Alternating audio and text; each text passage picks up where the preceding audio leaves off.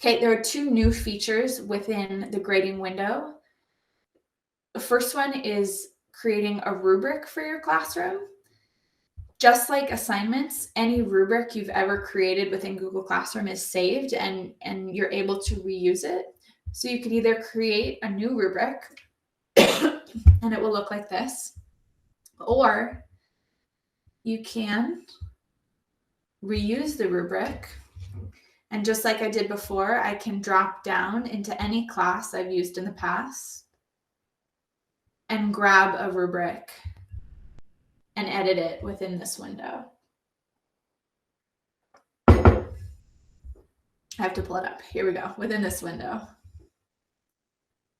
So within rubrics, you get to create the criteria title. So I'm grading for the introduction.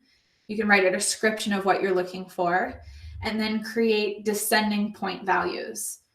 You can get really specific about what these mean. So you could say, your hook is creative, you're using figurative language, and your summary is using transition words. If you're looking for a 3, we're saying, you can get really specific with your students about how they'll be graded on that criteria.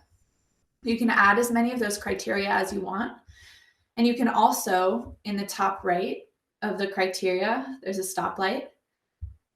Duplicate that section, which I like to do because my point values always stay the same. I always grade on a 4-point scale.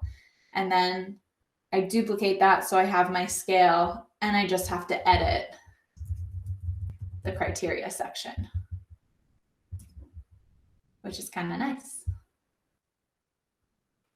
Once the rubric is attached to the assignment, the student will be able to see it on their assignment. When they click in, it looks just like this.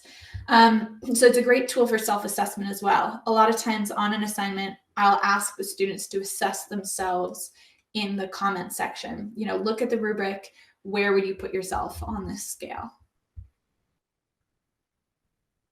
When you're grading work, so if I were to assign this to you,